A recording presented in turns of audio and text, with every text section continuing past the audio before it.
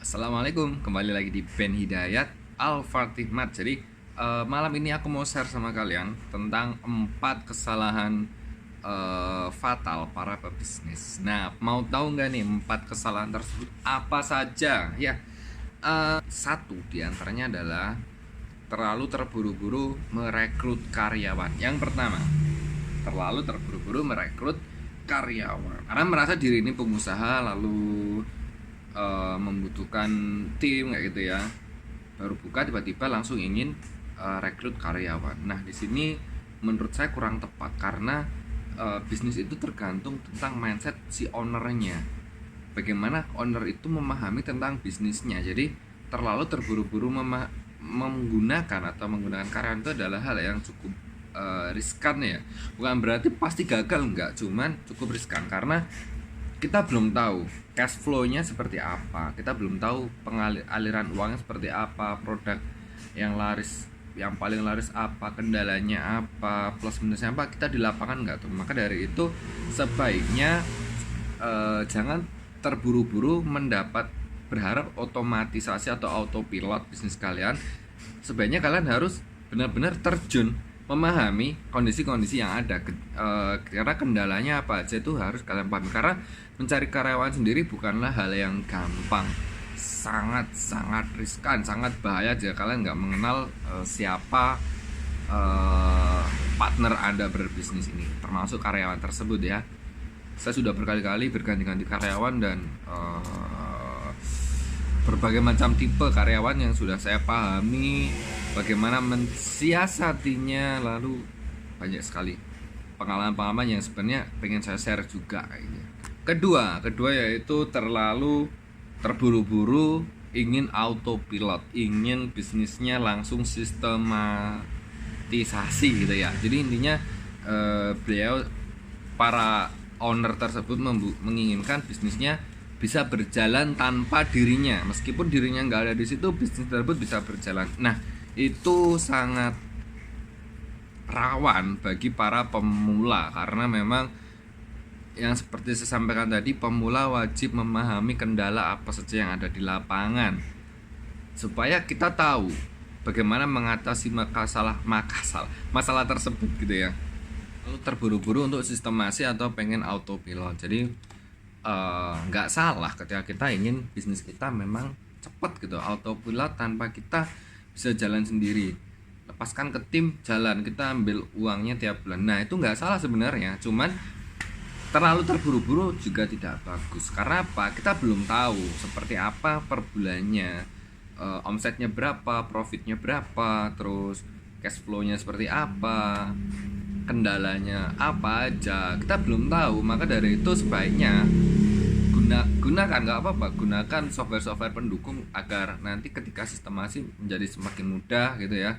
Seperti saya kayak gunakan iPOS 4, sementara masih iPOS 4 yang Pro, belum bisa dikontrol dari luar gitu ya, karena memang kendala yang softwarenya cukup mahal. Tapi saya pahami dulu kira-kira listriknya per bulan habisnya berapa, terus kendalanya apa aja, mana barang yang suka hilang, mana barang yang cepat kadaluarsa, bagaimana mensiasatinya, mana barang yang harus pakai sales ini siapa, dari mana, berapa. Itu banyak sekali ya masalah-masalah di situ, banyak. Kita harus paham satu persatu gitu loh. Saya akhirnya menemukan cara untuk mensiasati sales seperti apa gitu kan, ada di video saya, silahkan dicari-cari aja. Nah, melakukan sistematis saat bisnis baru buka atau terlalu cepat sama saja dengan mensistemasi kegagalan kita. Jadi sebaiknya kalian, teman-teman semuanya, langkah baiknya pelan-pelan pelajari, baru kalian sistemasi dengan baik. Ketiga yaitu terburu-buru ingin membuka cabang, berawal dari satu bisnis saya yang berjalan gitu ya. Contohnya ada teman saya sebenarnya yang bisnis kuliner, di warungnya sudah mulai jalan, tapi habis itu dalam waktu 1 tahun, enggak sampai 1 tahun itu beliau membuat yang yang gerobakan itu langsung disebar se-Banyuwangi. Gila, itu di mana-mana ada gitu loh. Dan itu tentang makanan ya, kuliner. Jadi kalau kuliner kan kalian teman-teman tahu sendiri kan, kuliner itu pasti bahannya rawan busuk gitu kan. Dan ini dia punya banyak banget.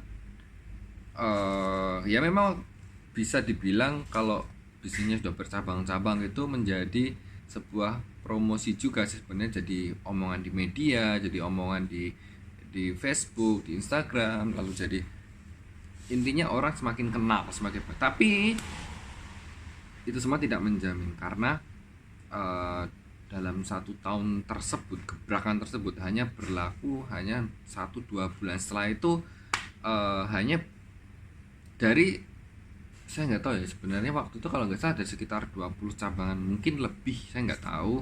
Cuman untuk sekarang yang bertahan saya lihat sementara ini hanya 1 yang bertahan, yang gerobakan itu tadi. Saya nggak tahu salahnya di mana.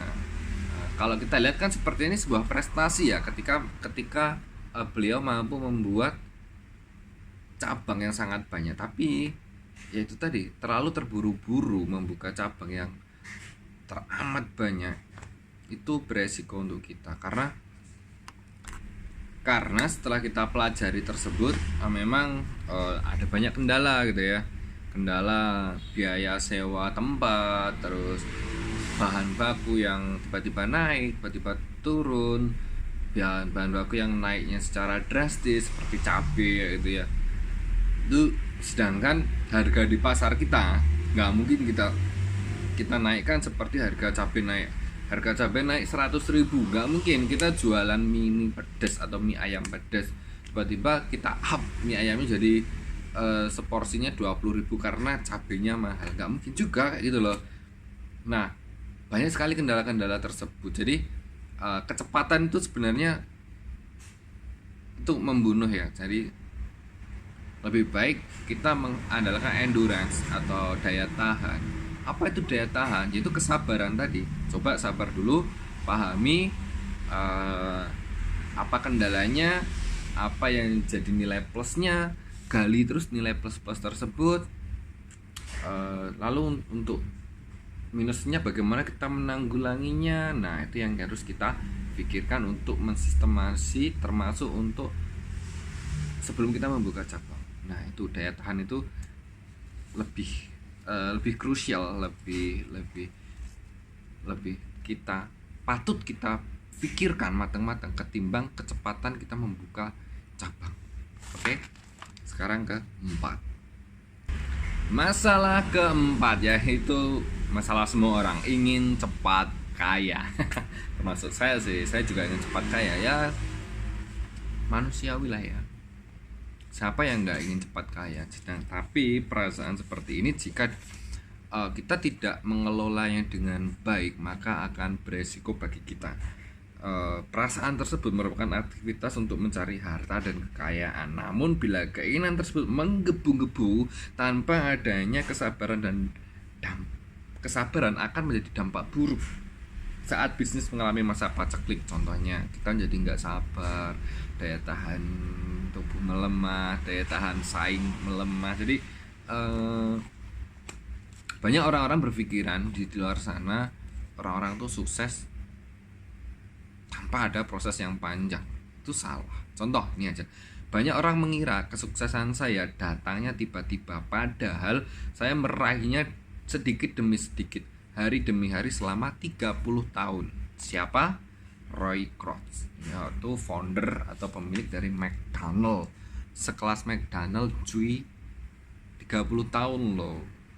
Mengakui bahwa kesuksesannya tidak berlangsung dalam waktu yang instan, tapi bertahap selama 30 tahun. KFC saja atau Colonel Sanders, pencipta KFC, ditolak restoran ketika menawarkan resepnya berapa kali? Ribuan kali, 1000 kali katanya ya. Wow. Bayangkan sekarang mereka mendunia ya kan, di mana-mana ada KFC, ada McD. Nggak gampang loh. Nah, di sini lalu apa solusinya? Belajarlah dari kupu-kupu. Jadi analoginya seperti ini. Ada seekor kupu-kupu yang mau metamorfosis dalam bentuk kepompong. Lalu ketika dia mau keluar, dia akan berusaha sekuat mungkin merobek kepompong tersebut. Pada saat yang sama ada anak kecil yang main dan melihat kondisi kepompong tersebut. Lalu anak kecil karena kasihan, dia ingin membantu dengan cara diguntinglah kepompong tersebut, sehingga akhirnya kupu-kupu bisa terbang keluar gitu ya.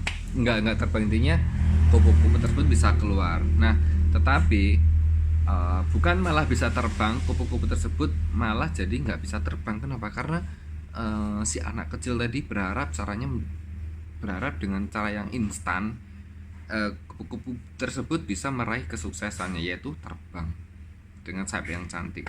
Enggak, tapi alhasil malah sebaliknya.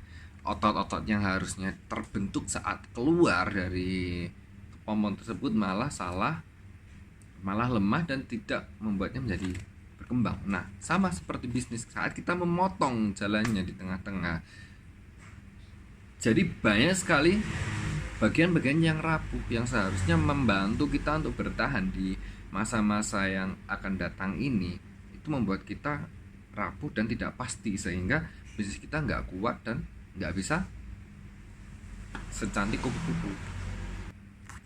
Jadi kalau bicara bisnis adalah bicara tentang proses. Jadi proses mulai start, jalan, pelan-pelan, malu lari, setelah lari itu bisa growing, tumbuh pesat. Nah, di sini saya bukannya expert ya, jadi masih juga belajar. Saya banyak membaca buku-buku dari para senior-senior yang sudah mengalami kesuksesan dan mengalami sebuah kerugian. Saya berharap agar tidak terjadi masa-masa sulit mereka terhadap kita gitu ya.